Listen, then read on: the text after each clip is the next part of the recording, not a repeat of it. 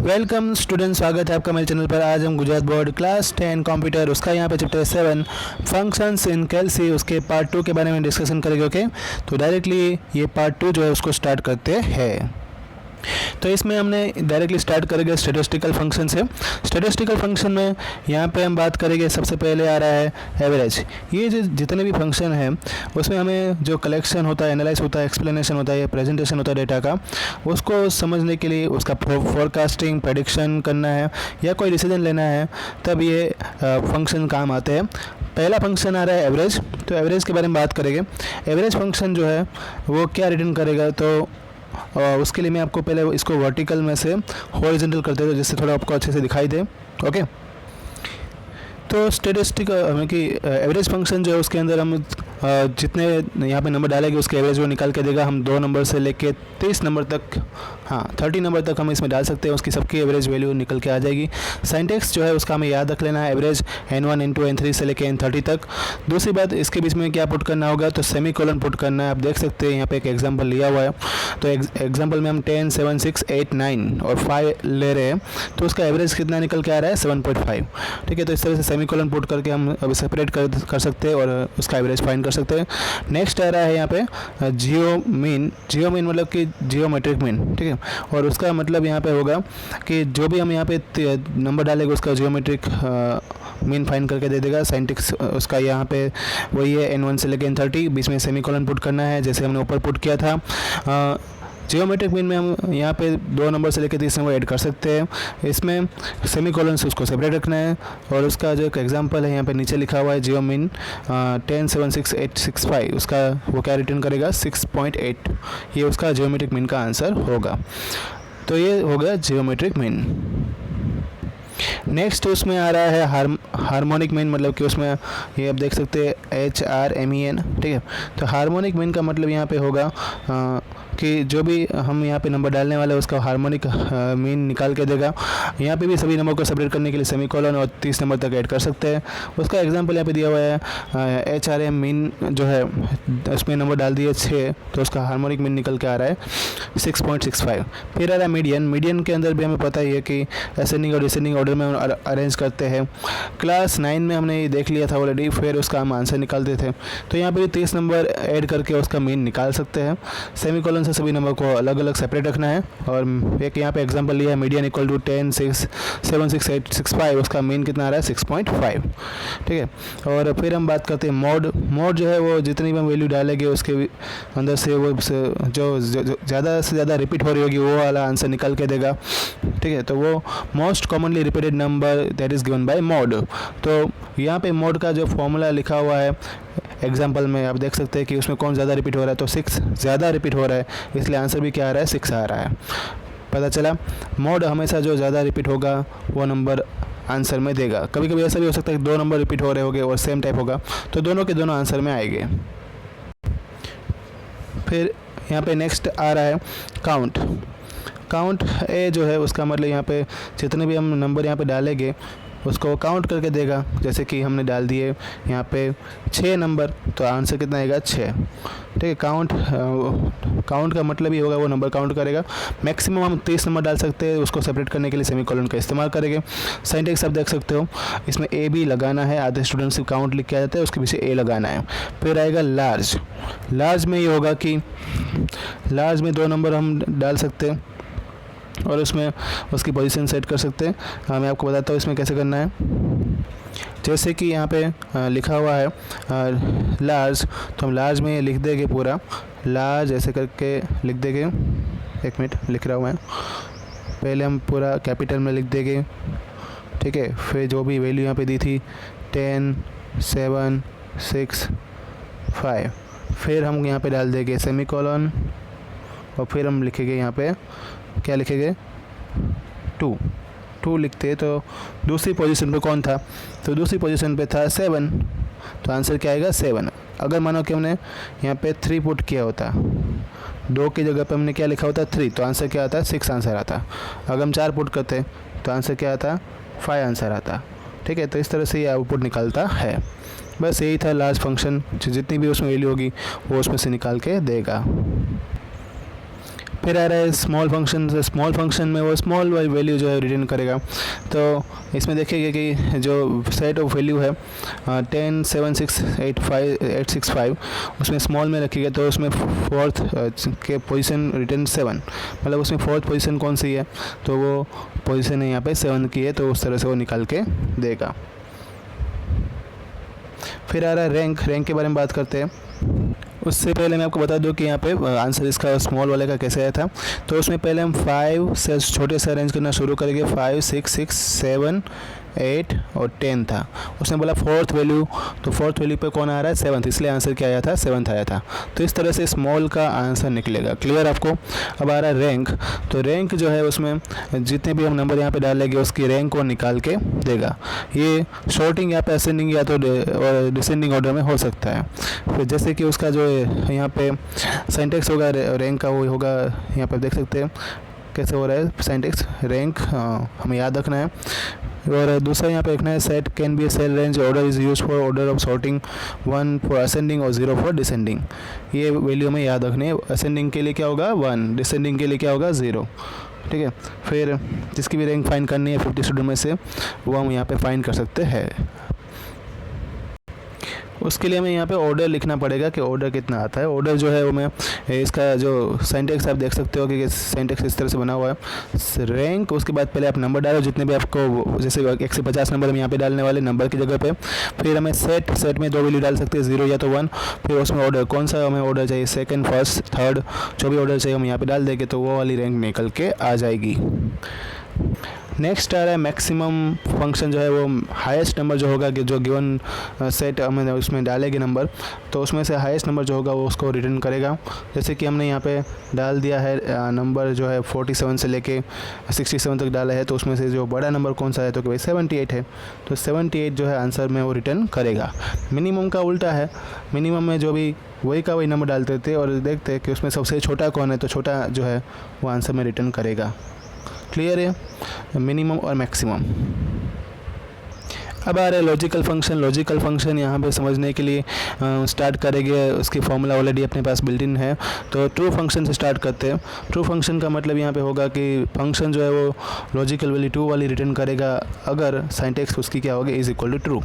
फिर नेक्स्ट है फॉल्स। तो फॉल्स में जो है फंक्शन जो है वो फॉल्स वैल्यू रिटर्न करेगा अगर उसकी सिंटैक्स होगी फॉल्स। फिर नॉट का मतलब होगा अगर जो चीज़ यहाँ पे कंडीशन रखी है वो ट्रू है तो वो रिटर्न करेगा ट्रू, अगर वो फॉल्स है तो वो फॉल्स रिटर्न करेगा। ठीक है। यहाँ पे जैसे कि लिखा है 6 जो है वो less than equal to less than greater than लिखा हुआ है। ठीक है। मतलब 6 के बराबर नहीं है, तो क्या 6 के बराबर नहीं है, तो यहाँ पे आंसर आएगा ट्रू। इसका मतलब कि मैं बताता हूँ, नॉट फंक्शन का मतलब ही यहाँ पे होता है कि वो उल्टा आंसर देगा। जैसे कि हमें यहाँ पे देखते हैं 6 है, या तो 6 से बड़ा नहीं होता है, या दूसरा 6 है वो 6 से छोटा नहीं होता है, तो ये गलत बात है। 6 इक्वल टू होता है, मतलब यहाँ पे आगे नॉट लिखा था, मतलब वो आंसर क्या आएगा, ट्रू आएगा। ठीक है। फिर दूसरा यहाँ पे देखते हैं 1 इक्वल टू 1 नहीं होता है, तो ये सही बात है कि सही बात नहीं है। 1 इक्वल टू 1 यहाँ पे लिखा है जो है नहीं होता है, तो आंसर आएगा फॉल्स। क्या आंसर आएगा। फिर नेक्स्ट देखते हैं, आपको सही समझ में आ गया होगा 1 इक्वल टू 1 एक्चुअली क्या होता है अपनी लाइफ में, होता ही है ना, तो उसका मतलब आंसर क्या आना चाहिए, ट्रू, लेकिन आंसर क्या आएगा, फॉल्स आएगा। फिर नेक्स्ट था 6 जो है वो 6 से बड़ा होता है या तो छोटा होता है, ये तो गलत बात है, फॉल्स आना चाहिए, लेकिन आंसर क्या आएगा, ट्रू आएगा। ऐसे सोचना है। ठीक है। जो भी आंसर आ रहा है उसका उल्टा आंसर ये हमें देना है। फिर आधे स्टूडेंट कंफ्यूज हो गए, वैसा नहीं होना चाहिए। एंड ऑपरेटर आ रहा है, तो एंड में ये होगा कि जितने भी हमें यहाँ पे कंडीशन डालेंगे उसमें से जो आर्ग्यूमेंट उसके अंदर if all of the condition, सभी कंडीशन अगर जो है ट्रू होगी तो ही वो आंसर रिटर्न करेगा ट्रू, वरना वो क्या रिटर्न करेगा, फॉल्स रिटर्न करेगा। और में ऐसा है और फंक्शन में कि अगर जो 30 कंडीशन हम डालते हैं, मतलब 1 से लेकर 30 कंडीशन हम डालते हैं, उसमें कोई भी एक condition, one of the condition tested true, मतलब कि कोई भी एक कंडीशन ट्रू सही होगी तो वो ट्रू रिटर्न करेगा, या तो अगर नहीं होगी, कोई भी एक कंडीशन भी ट्रू नहीं होगी तो फॉल्स रिटर्न करेगा। ठीक है। तो इस तरह से इसका आंसर हमें मिलेगा। अब और फंक्शन यहाँ पे देखने वाले हैं स्ट्रिंग फंक्शन। तो स्ट्रिंग फंक्शन में हम बात करेंगे, पहला आ रहा है उसमें कॉनकैट नेट। ये फंक्शन जो है उसमें हम इसको ज्वाइन कर सकते हैं, उसका जो जितने भी टेक्स्ट हम डालेंगे उसको वो ज्वाइन करके दे देगा। जैसे कि यहाँ पे उसका सिंटैक्स भी याद रखना है, concat net text 1 text 2 text 3 से लेकर 30 मतलब 30 टेक्स्ट हम डाल सकते हैं। एक एग्जाम्पल यहाँ पे दिया हुआ है कॉनकैट नेट आइस और क्रीम, तो उसका आंसर क्या आएगा आइसक्रीम। ठीक है, तो इस तरह से इस फंक्शन का इस्तेमाल कर सकते हैं। दूसरा आ रहा है लोअर। लोअर का मतलब यहाँ पे ये होगा कि जो फंक्शन लिखा है उसमें उसको कैपिटल में लिखा होगा तो स्मॉल में वो कन्वर्ट करके दे देगा। इसमें देखते हैं हम जो लोअर टेक्स्ट है, ठीक है, उसका आंसर जो कैपिटल था, कैपिटल का आंसर कैसा आएगा, स्मॉल टू स्कूल आएगा। नेक्स्ट स्लाइड में आ रहा है हमारा नेक्स्ट फंक्शन है अपर केस, उसके बारे में बात करेंगे। ठीक है, तो अपर केस में जो भी हम यहाँ पे टेक्स्ट डालेंगे उसका वो अपर मतलब कि कैपिटल लेटर में वो कन्वर्ट करके दे देगा। यहाँ पे डाला हमने स्कूल, स्मॉल सेकंड अल्फ़ाबेट्स में डाला था तो वो मतलब कि लोअर केस में था तो अपर केस में वो कन्वर्ट करके दे देगा। ठीक है, फिर नेक्स्ट है बात करते हैं प्रॉपर फंक्शन की। प्रॉपर फंक्शन का मतलब ये होगा कि जो भी लोअर केस में होगी उसको अपर केस में वो कन्वर्ट करके देगा पहला वर्ड। ठीक है, आई लाइक कंप्यूटर जैसे हमने लिखा है तो उसमें कंप्यूटर और लाइक जो है ये दोनों का पहला वर्ड है स्मॉल है, तो इसमें क्या हो जाएगा, उसका अपर केस में कन्वर्ट हो जाएगा, वो आंसर में आ जाएगा। फिर आ रहा है रोमन नंबर। तो रोमन नंबर जो है उसमें हम रोमन नंबर मतलब कि जो भी डिजिट हम न्यूमेरिक वैल्यू डालेंगे उसका रोमन नंबर रिटर्न करेगा। जैसे कि रोमन नंबर 10 का क्या होता है, तो वो होता है एक्स। ठीक है, तो एक्स नंबर वो रिटर्न करेगा।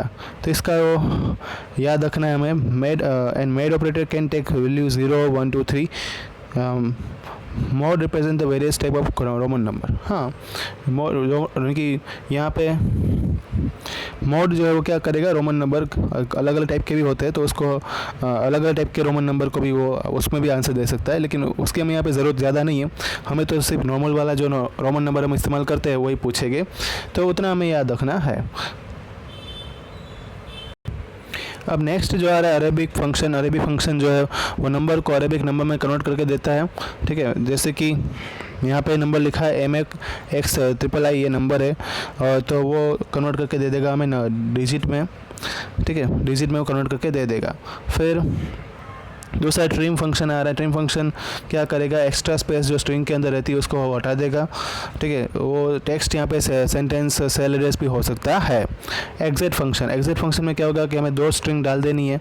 अगर दोनों स्ट्रिंग जो है उसकी लेंथ सेम है तो वो 1 रिटर्न करेगा।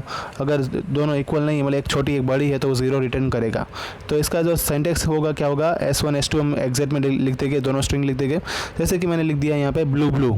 ठीक है, तो ब्लू में दोनों वर्ड सेम है, मतलब वो क्या रिटर्न करेगा, 1 रिटर्न करेगा। अगर सेम नहीं होते तो रिटर्न 0 करता।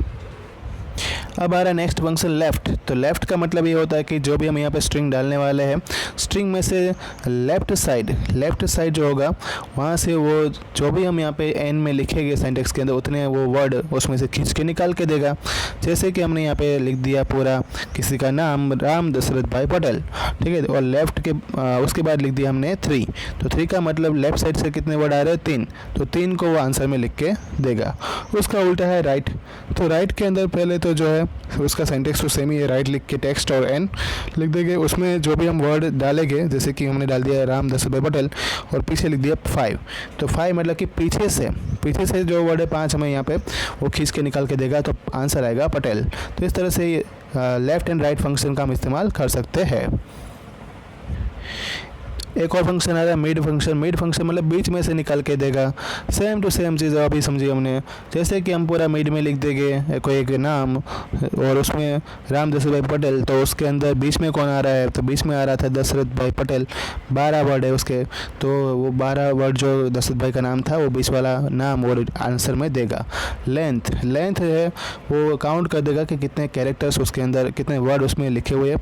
जैसे कि हमने लिख दिया राम, तो राम में 3 शब्द आते हैं तो 3 रिटर्न करेगा। तो इस तरह से लेंथ फंक्शन का इस्तेमाल कर सकते हैं। फिर नेक्स्ट आ रहा है टाइम एंड डेट फंक्शन। तो कैलसी टाइम और डेट कैलकुलेशन करने का भी तरीका हमें बताता है।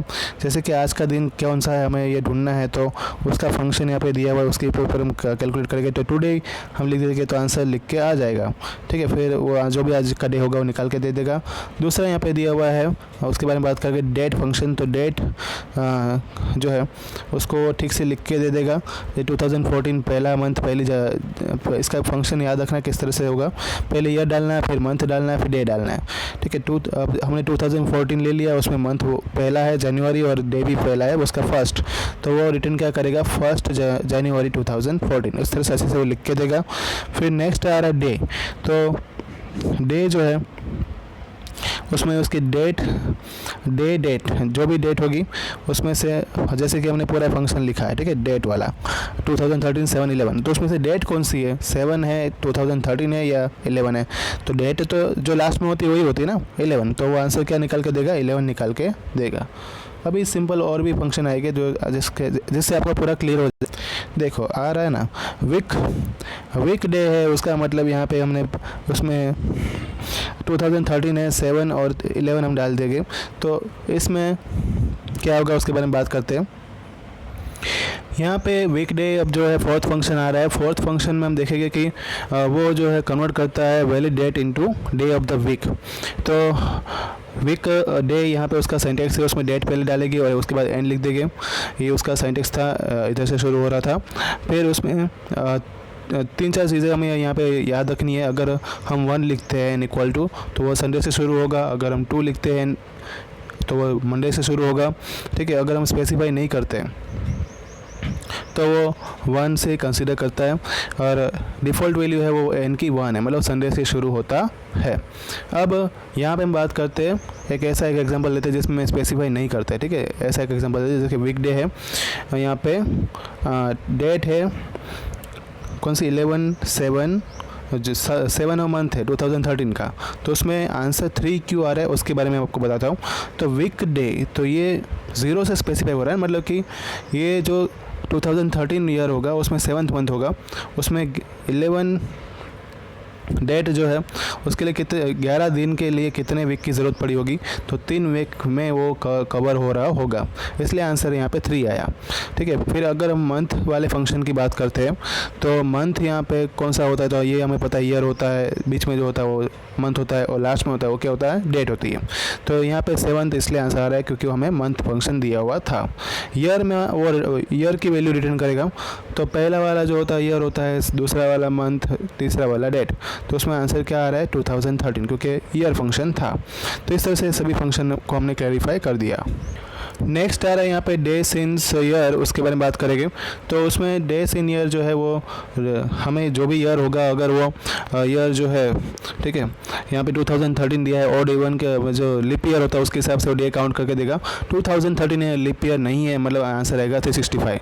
अगर मानो कि हमने यहाँ पे 2012 लिखा होता तो आंसर क्या आता 366 आंसर आता।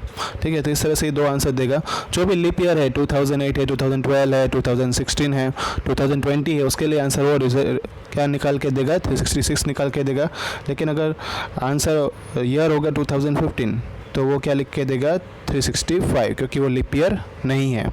फिर आ रहा है नाउ मतलब कि जब भी हम ये प्रोग्राम में ये फंक्शन लिख रहे होंगे तब कंप्यूटर के अंदर डेट कौन सी है, तो डेट है, जो भी डेट होगी वो रिटर्न करेगा, वो नाउ फंक्शन से हम निकाल सकते हैं। फिर आ रहा है फंक्शन डेज फंक्शन जो है वो 2 डेट हमें डालेंगे और 2 डेट के बीच में कितने दिन आते हैं वो निकाल के वो देगा। ठीक है, जैसे हमने 2 डेट यहाँ पे डाल दी और उसके आगे लिख दिया डेज फंक्शन, तो इसके बीच में डेज आ रहे हैं 366 डेज आ रहे हैं, तो वो डेज टोटल जो है आ रहे होंगे वो निकाल के देगा। अब आ रहा है सेम टू सेम फंक्शन, और ये लास्ट स्लाइड है इस प्रेजेंटेशन की। तो इसमें हम बात करेंगे वीक। तो वैसे ही जो हम यहाँ पे 2 डेट डालेंगे और 2 डेट के बीच में कितने वीक आ रहा है उसका आंसर हम वीक का फंक्शन से निकाल सकते हैं। वीक्स लिख के 2 डेट डाल दिए तो यहाँ पे आंसर आ रहा है 52। ठीक है, क्योंकि उसके बीच में कितने वीक आ रहे होंगे 52। ऐसे ही लास्ट फंक्शन है ईयर, तो ईयर जो है हम इसमें भी 2 डेट डालेंगे, 2 डेट के आगे फंक्शन लिख देंगे ईयर। तो ईयर लिखने से इन दोनों डेट के बीच में कितने साल आ रहे हैं वो साल जो है यहाँ पे निकाल के देगा। जैसे कि यहाँ पे 2013 था, ये 2011 है, तो दोनों के बीच का गैप कितना है 2 साल का है। तो आंसर कितना आएगा 2 आएगा। इस तरह से ये आंसर निकाल के देगा। तो स्टूडेंट यहाँ पे ये चैप्टर 7 जो है ख़त्म होता है। अगला चैप्टर मैं आपको नोटिफाई करूँगा, तब तक इसको रिवाइज करना। 1 to 6 चैप्टर भी ऑलरेडी आ चुके हैं, इसका पार्ट 1 भी देखना। ओके, अगर आपने नहीं देखा हो तो लाइक करना, सब्सक्राइब करना। Thank you all.